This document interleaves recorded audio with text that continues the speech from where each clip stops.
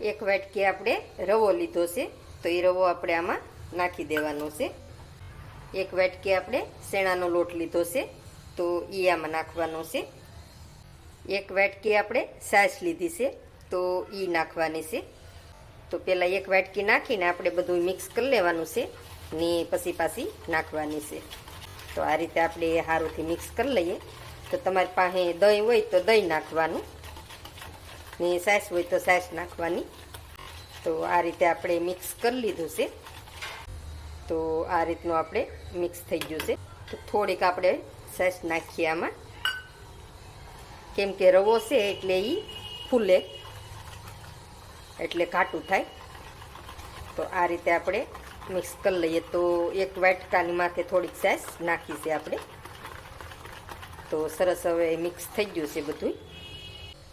હવે આપણે એમાં થોડુંક મીઠું નાખવાનું છે. તો હવે આપણે મીઠું નાખીને આ રીતે મિક્સ કરી લઈએ. તો જો બહુ સરસ આપણે મિક્સ થઈ ગયું છે. હવે આપણે આને ઢાંકી ને 5 થી 10 મિનિટ આપણે આને રહેવા દેવાનું છે. તો જેમ વધુ રહેવાય ગયો એમ વધારે સારું, કેમ કે રવો હરોથી ફૂલી જાય. હવે આપણે આદું લીધું છે, તો આદુના આપણે આ રીતે ઝીણા ઝીણા કટકા કરી ને મિક્સરમાં આપણે પીસવાનું છે. તો નાના કટકા કરી નાખો તો આપણે ઝટ પીસાઈ જાય. તો આપણે 2 મરચાં લીધા છે, તો મરચાંની આપણે આ રીતે કટિંગ કરી લેવાના છે. હવે આપણે લસણ લીધું છે, તો લીલું લસણ છે, તો આપણે એ નાખવાનું છે આમાં. તો હવે આપણે આ રીતે જ આને પેલું ક્રશ કરી લેવાનું છે. તો જો આપણે ક્રશ થઈ ગયું છે, તો આ રીતે આપણે પેલું કરી લેવાનું છે. હવે આને ચમચીની મદદથી આ રીતે કરી દઈએ. હવે આપણે વટાણા લીધા છે, તો લીલા વટાણા આવે આપણે અટાણે, તો એ છે. તો હવે આપણે એને પાછા બંધ ચાલુ કરતા જઈએ ને પીસી લઈએ. તો વટાણા આપણે પીસાઈ ગયા છે. તો આ રીતે આપણે બધું ભેગું પીસી લેવાનું છે. તો જો આ રીતે પીસી લીધું છે. તો હાલો હવે આપણે બીજી તૈયારી કરીએ. હવે આપણે ગાજર લીધું છે, તો ગાજરને આપણે ધોઈ લીધા છે ને સાલીને આપણે ઉખડી લીધી છે. તો એને આ રીતે આપણે, તો જાડી ખમણી હોય થોડી એમાં જ ખમણવાનું, કેમ કે ઝીણી ખમણીમાં નહીં ખમણવાનું. તો જો તમે આ રીતે મોટું રહેવું જોઈએ જરા, તો એ રીતે આપણે, તો ગાજર આપણે ખમણી લીધું છે. તો જો આ આપણે લસા પડે છે, તો એ રીતનું આપણે ખમણવાનું. મોટી ખમણીમાં, ઝીણી ખમણીમાં ખમણો તો ભૂકો થઈ જાય હાવ, એટલે આપણે આ રીતે મોટી ખમણીમાં ખમણવાનું. તો હાલો આને સાઈડમાં મૂકીએ ને આપણે બીજી તૈયારી કરીએ. હવે આપણે ડીશ લઈ લીધી છે, તો ડીશમાં આપણે તેલ નાખી ને લગાડી લેવાનું છે ફરતું. તો આ રીતે આપણે તેલ લગાડી લઈએ. તો હાથે કરીને લગાડી લેવાનું. તો ફરતું આપણે આ રીતે કોરેન બધે લગાડી લેવાનું છે. તો આપણે આ રીતે તેલ લગાડીને પહેલાં તૈયાર કરી લેવાનું છે. આપણે આ વાટકી લીધી છે, તો એમાંય આપણે તેલ લગાડી લેવાનું છે પહેલું. તો પહેલી તૈયારી બધી આપણે કરી લેવાની છે તેલ લગાડવાની, એટલે ફટાફટ આપણે વાર ન લાગે એમ મૂકી દેવાય. તો આ રીતે આપણે વાટકીમાં તેલ, હવે આપણે ખોલીને જોઈ લઈએ. તો રવો આપણે પલળી ગયો છે. તો જુઓ તમે, બહુ મસ્ત પલળી ગયો છે. રવો અને ચણાનો લોટ બે પલળી ગયો છે આપણે સારી રીતે જુઓ. તો હવે આમાં આપણે બધું વેજીટેબલ નાખવાનું છે. તો આપણે આ ગાજર ખીમણું છે, તો એ ગાજરી નાખવાનું છે આમાં. હવે આપણે મેથી લીધી છે ઝીણી ઝીણી સુધારીને, તો મેથી નાખવાની છે. હવે આપણે ધાણા લીધા છે, તો ધાણા આપણે નાખવાના છે. તો બધી વસ્તુ આપણે ઝાઝી નાખવાની છે. તો આ આપણે લસણ ને બધું, મરચાં ને વટાણા લીલા ને બધું ક્રશ કર્યું છે, તો આપણે એ નાખવાનું છે. તો વટાણા મેં ક્રશ કેમ કરી નાખ્યા છે કે આપણે ઝટ સડી જાય, તો એ હાટું થઈને મેં ક્રશ કરી નાખ્યા છે. તો હવે આપણે આને બધું મિક્સે કરી લઈએ પેલું. તો આપણે થોડુંક કઠણ લાગે છે, ઢીલું કરવાનું છે, તો થોડીક આપણે આમાં છાશ નાખીએ. તો થોડી થોડી છાશ નાખતા જઈએ ને આપણે મિક્સ કરતા જઈએ. પછી વધી જાય ઢીલું થઈ જાય તો આ રીતે આપણે મિક્સ કરી લેવાનું છે બધુંય સારી રીતે. તો જુઓ તમે, સરસ મિક્સ બધું થઈ ગયું છે. તો એમાં આપણે થોડીક હળદર નાખવાની છે, થોડીક હિંગ નાખવાની છે, થોડુંક ધાણા જીરુંનો ભૂકો નાખવાનો છે. તો મીઠું તો આપણે નાખ્યું જ છે પેલું. તો થોડોક આપણે ગરમ મસાલો નાખવાનો છે.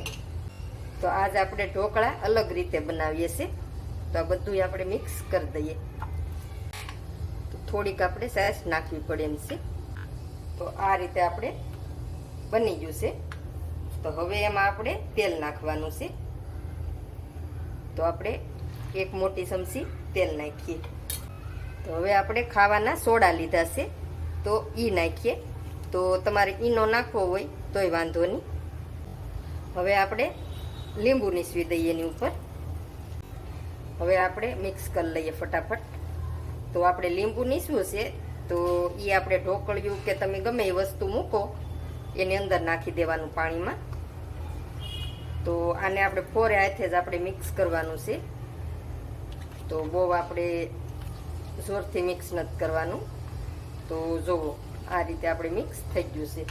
તો પહેલાં આપણે વાટકીમાં ભરી લઈએ. તો થોડું થોડું આપણે પેલું વાટકીમાં નાખી દઈએ. તો આપણે બધું વેજીટેબલ નાખ્યું છે બધું. તો તમે આમાં ગમે એ નાખી શકો, હજી તમારે જે નાખવું હોય. તો આ રીતે આપણે વાટકી ભરી લીધી છે. તો બહુ થપથપાવવાની નથી. તો આ રીતે આપણે મિક્સ કરી ને એને આપણે ઢોકળિયામાં મૂકી દેવાની છે.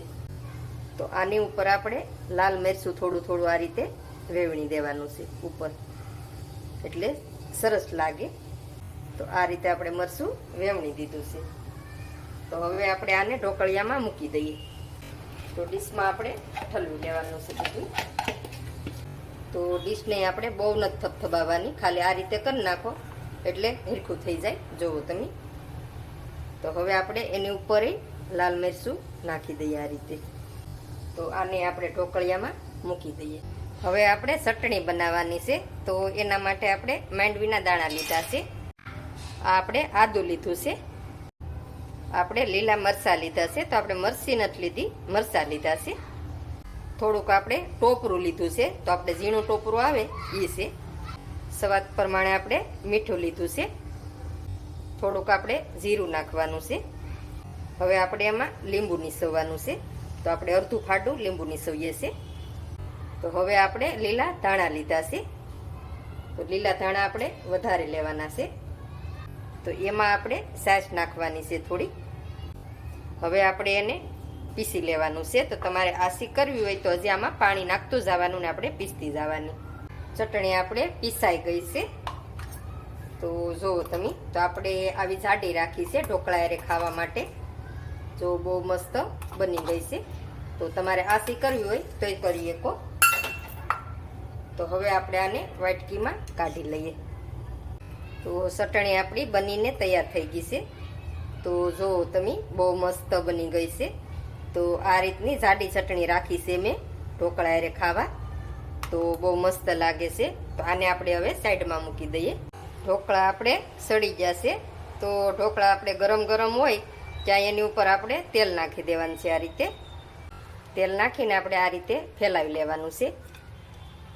તો હવે આપણે આને ઠરવા દઈએ, પછી કટિંગ કરીએ. હવે આપણે ડીશ ઠરી ગઈ છે. તો હવે આપણે કટિંગ કરી લઈએ આ રીતે. તો ગરમ ગરમ તો હજી છે જ તે, પણ એ છતાંય આપણે કટિંગ કરી લઈએ. તો આ રીતે આપણે નાની સાઈઝમાં કટિંગ કર્યા છે. તો હવે આપણે એને આ કોર છે ફરતી, તો કોરે આપણે આ રીતે તવીથો ફેરવી દેવાનો છે પહેલો, એટલે ઉખડી જાય હરખાએ.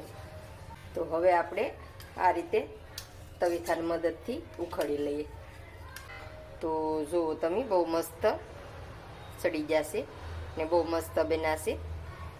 તો હાલો આપણે બધાય ઉખડી લઈએ. તો ઢોકળા આપણા બનીને તૈયાર થઈ ગયા છે. ચટણી ઢોકળા જુઓ તમે, બહુ મસ્ત બની જશે. તો આ રીતે બનાવી ને જરૂરથી ટ્રાય મારજો ને કેવા બને કેવા નહીં તો કોમેન્ટમાં મને જરૂર કહેજો. ને મારા વિડીયા ગમતા હોય તો લાઈક, શેર ને સબસ્ક્રાઈબ કરવાનું નહીં ભૂલતા.